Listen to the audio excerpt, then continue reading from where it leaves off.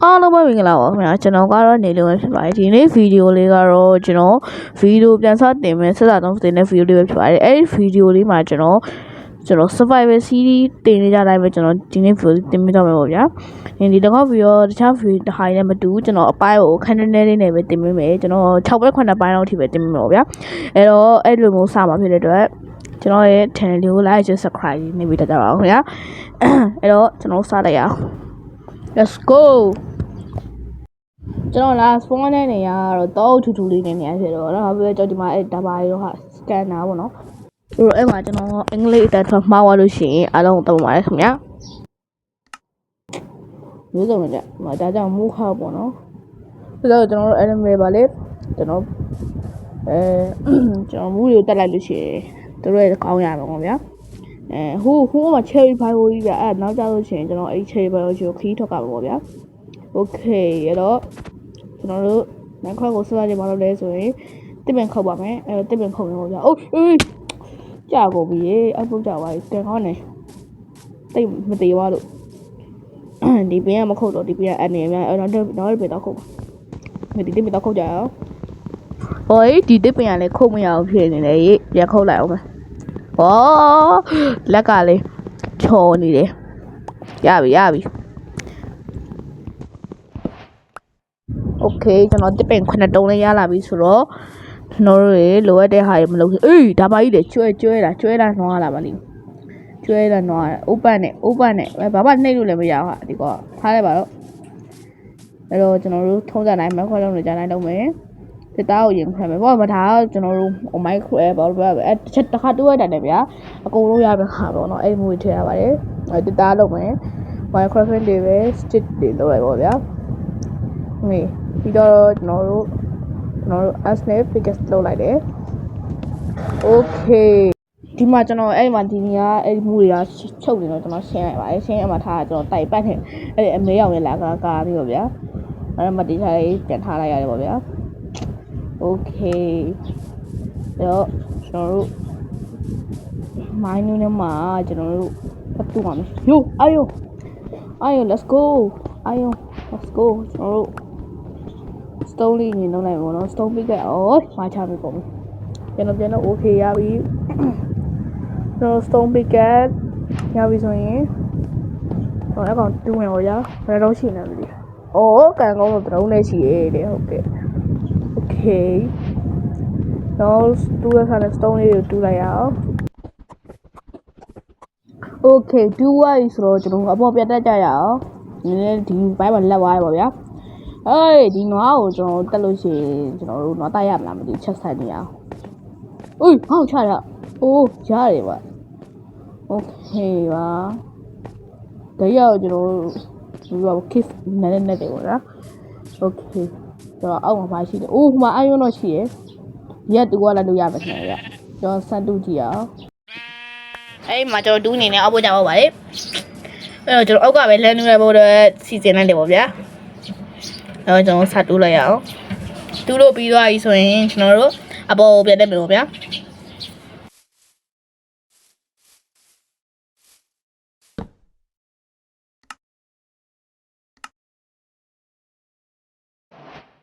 โอเคကျွန်တော်အပေါ်ပြန်ရောက်ပြီဆိုမတိုးလို့ပြီအဲ့တော့အဲ့ကောင်တက်လိုက်ရအောင်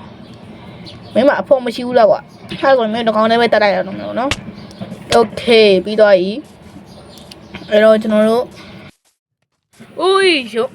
ရုံလောက်မှားကုန်ပြီကြောင်လေးတွေ့တယ်ဟေးโอเคကြောင်ရလေးရောက်တေးသွားတော့ကျွန်တော်ချောက်ကြည့်ရပေါ့ဗျာချောက်ကြည့်သွားတော့ကျွန်တော် comment တွေပဲထားလိုက်ပါတယ်ပြီးတော့ကျွန်တော်မီးဝယူလုံးမယ်ပေါ့ဗျာမီးဝယူလုပ်လိုက်ရအောင်โอเคမီးဝရပြီဆိုရင်တော့ iPhone လေးတွေကိုဂျိုးလိုက်မယ်ပေါ့ဗျာကျွန်တော်မှာခိုးမရှိတော့ကျွန်တော်တက်သားလေးနဲ့ပဲဂျိုးလိုက်မယ်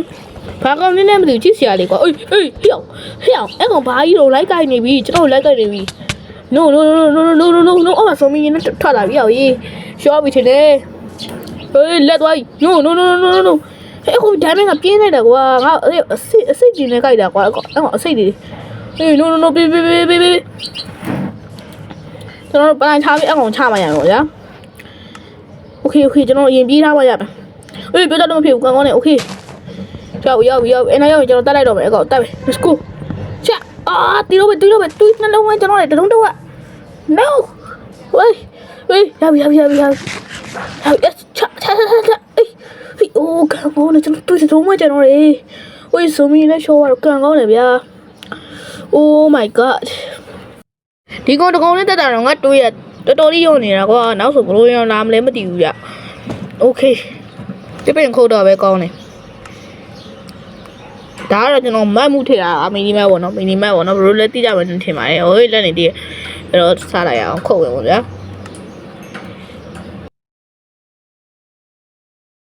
okay ခုတ်လို့လေပြီးတော့ပြီဆိုတော့ကျွန်တော်မဲသားလေးစားလိုက်မယ် okay ပြီးသွားရင်တော့ကျွန်တော်ရှီးလေးလုပ်လိုက်မယ်ပေါ့ဗျာ okay ဘာလို့ကျွန်တော် iron mix လေးတွေလုပ်လိုက်ပါတယ်ပြီးတော့ကျွန်တော်တွေးပြအောင်လို့ဆိုပြီးတော့ကျွန်တော်တို့ဒီမှာရှိတဲ့တိုးသားလေးတွေကိုကင်လိုက်မှာပေါ့ဗျာဒီမှာကျွန်တော်ခြားထဲမှာ record မလုပ်လိုက်ရတဲ့ဟာလေးရှိတဲ့အားလုံး sorry ပါပြီးတော့ကျွန်တော်ညနေပိုင်းလည်းညဘက်လေးပေါ့နော်ညနေဘက်ရောက်နေပြီဆိုတော့ကျွန်တော် cherry bun ဦးရေကိုစကီးဆက်နေတော့မှကျွန်တော်တို့ခိုးလေးတွေလို့ကျွန်တော်ခိုးလေးဝင်တူလိုက်ပါတယ်ခြားထဲမှာကျွန်တော်ဖြတ်ရတယ်ပေါ့ဗျာအများကြီးတူဘူးอ่ะအေးပဲဆိုတော့မှောင်မဲနေလို့ချင်းမဆင်မပြေပါဆိုလို့ပါဟောကျွန်တော်မီးတို့လေးဘေးနားမကိုင်းလိုက်တော့ဗျာအဲ့ဒါမူးထည့်ရတာပါအဲ့တော့ကျွန်တော်ဆက်တူလိုက်အောင်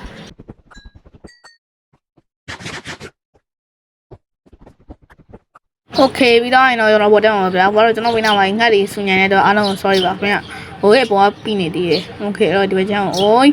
ကိုပဲဆိုနေမှတုံးမိကုန်ပြီโอเคကျွန်တော်ပေါ်တက်မယ်ချယ်ဘန်ဦးရင်ကိုကျွန်တော်ဒီညအရောက်သွားမှာပေါ့ဗျာ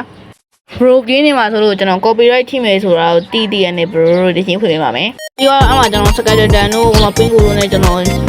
တိုက်ပွဲလုပ်လိုက်ရသေးပါတယ်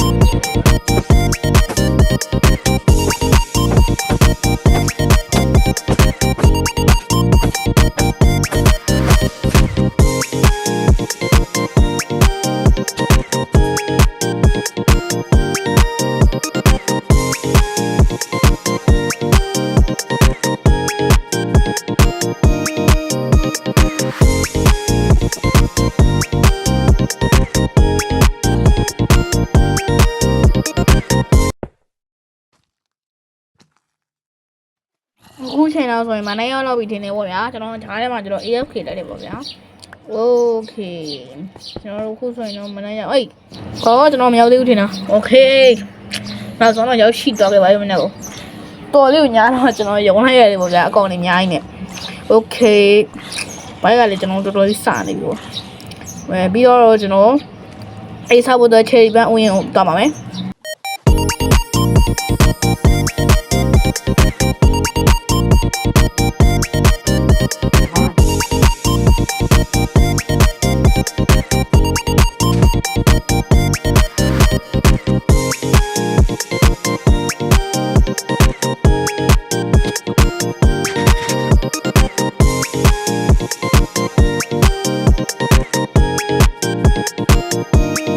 โอเค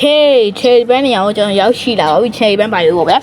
အဲ့တော့ကျွန်တော်တို့အခုဘာလုပ်မှလဲဆိုတော့အေးဒါရပါလေအိုးကျွန်တော်တို့ခုလူလုတ်မိုင်းနှွင်းလိုမျိုးဖြစ်နေတယ်ပေါ့ဗျာဒီနားရေတော်တော်လေးတက်နေဗျာအဲ့နားကြီးကတော့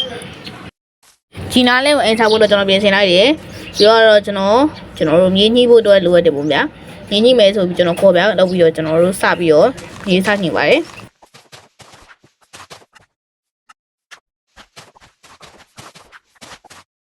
ကျွန်တော်လိုအပ်တော့ငြိမ်းနေညှိပြီးတော့ပြီဆိုရင်တော့ကျွန်တော်တို့กินထားတဲ့ကျွန်တော်မေတ္တာกินနေစားမယ်ပေါ့ဗျာဟုတ်โอเคတို့တော့ရပြီတော့စားလိုက်အောင်ဖိုက်လိုက်ဆက်ဆက်နေစားလိုက်တော့ဗျာ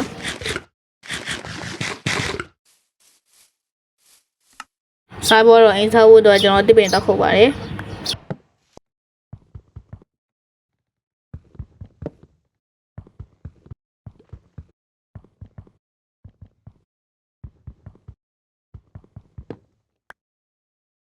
โอเคကျွန်တော်ဟိုအခြေခံချလိုက်တယ်ပေါ့ဗျာရေုံဆုံးနေရာလေးကိုအခြေခံချလိုက်တယ်ကျွန်တော်အင်းဆောက်မယ်ဆိုရင်ဒါပေမဲ့ကြည့်အောင်ဗျာဘရိုမတူဘူးတော့မညီဘူးဖြစ်နေကျွန်တော်တစ်ချက်လှုပ်ပြီးတော့ထားတာတော့မညီဘူးဗျโอเคပြီးတော့ပြီအဲကျွန်တော်တို့ထပ်သွားပြီးတော့ကျွန်တော်တို့ဟိုတော့ယူရဗျာဒါပေမဲ့ကျွန်တော်ကြည့်အောင်ဗျာကျွန်တော်ဘေးနားမှာခွေးပါလာပေါက်သွားတယ်ဗျာတော်လေးကျန်းနေပြီးတော့မှကျွန်တော်ဟိုကနေကျွန်တော်ပါဆုံးမဟုတ်တယ်ဆုံးမကျွန်တော်လာတက်တယ်ပေါ့ဗျာဟိုတို့ဘလုံးမလုပ်လို့မရအောင်ကျွန်တော် accident ပတ်တာဗျာအဲ့ဒါကျွန်တော်ချက်ချင်း response point ကျွန်တော်ကျွန်တော်တို့ဘာလို့ပြောရမလဲဗျာ spawn point ဆက်လိုက်တယ် ဆုံးမဆက်လူကျွန်တော်ပြလိုက်တော့ကျွန်တော်ရှော့ရပါတယ်ပြန်လာတော့ကျွန်တော်မှာ estimate ထပ်ပတ်တယ်ကျွန်တော်လည်းအိမ်စားဖို့ပဲလုပ်လိုက်တော့မယ်ဆိုလုပ်လိုက်တယ်ပေါ့ဗျာဘောကျွန်တော်အဲ့ကောင်တက်လိုက်ပါတယ်တက်ပြီးအိမ်စားတယ်ပေါ့ဗျာโอเคတော်လေးစောင့်မယ်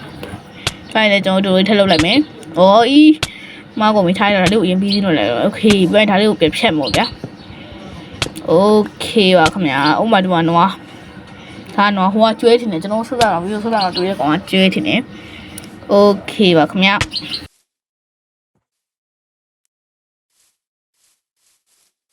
โอเคကိုဆိုရင်တော့ကျွန်တော်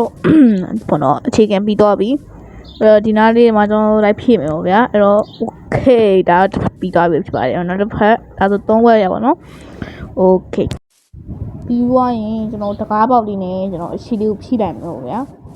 okay ဘာထဲဒီကပစ္စည်းလေးကိုအထဲလေးကိုပြန်ဆွဲမယ် okay ထဲသွားမယ်ဒါလေးကိုဖွင့်လိုက် okay ရပြီဒီကတော့ကျွန်တော်တို့ crafting table လေးထားမယ်တော့ရှင်တော့ကျွန်တော်တို့furnace ထားမှာဗျာ okay ဘာရင်တော့အိပ်ရပါခွက်လိုက်ပါမယ်အိပ်ရလေးတော့တစ်ခုခုလေးဆိုတစ်ခုပဲရှိဦးမယ်ပေါ့ဗျာ okay ဒါလေးကကျွန်တော်အိမ်နေမှာမိုင်းဝါးယူတော့ကျွန်တော်ဒီပရင်ပေါက်လေးဒီမှာတပင်းဟိုဘောနော်ကျွန်တော်ခွက်တော်လေးထည့်ရမယ်ပေါ့ဗျာအဲ့တော့အခုထည့်ပြီးသွားပြီ okay ထည့်ပြီးသွားတဲ့ပုံစံလေးပဲဖြစ်ပါတယ်လက်နေဟာဟောရပါကျွန်တော်မိုက်သွားပြီပေါ့ဗျာအဲ့တော့အပြင်ထွက်ပြမယ်อุ้ยမစ္စတာအကျွဲချင်တယ်ပေါ့နော်တကားလေးလုပ်ထားတယ်အပြင်ထွက်ပြနိုင်တယ်လို့ဖြစ်တယ်ပေါ့နော်ဒါပေမဲ့နည်းရုပ်ဆိုးနေလို့ကျွန်တော်ဒါလေးကိုသူတို့အောက်ချလိုက်ပါတယ် yeah ဘာလို့တော့ပြီးဆုံးသွားပါပြီကျွန်တော်အိန္ဒိယဟုတ်ကဲ့ပါကျွန်တော်ဗီဒီယိုလေးဆုံးဖြတ်ပြတာတကယ်ကြီးကျေးဇူးတင်ရှိပါတယ်ဒါနဲ့ကျွန်တော်တင်တဲ့လူကြီးရှိပါကျွန်တော်ရဲ့ဗီဒီယိုလေးကိုဗီဒီယိုနဲ့ခံပြီးကြည့်ကြအောင်တော့တောင်းဆိုကြပါမယ်အဲ့တော့ဗီဒီယိုလေးဆုံးဖြတ်ပြတဲ့ငါကျွန်တော်အားလုံးကိုကျေးဇူးတင်ရှိပါတယ်နောက်ထပ်ကျွန်တော်တို့ပြောနေပြန်လာခဲ့ပါမယ် bye bye okay ကျွန်တော်အဲ့မှာပြောကြံကားတဲ့ဟာတခုရှိပါတယ်အဲ့ဒါလေးကဗာလေးလေးဆိုရင်တော့ကျွန်တော်အဲ့ဒီ survival series ရဲ့ name ကြီးကတော့ king crab ပဲဖြစ်ပါတယ်ဒါလေးကျွန်တော်ပြောမိရတော့အဲ့လိုသုံးပါတယ်ခင်ဗျအဲ့တော့ bye bye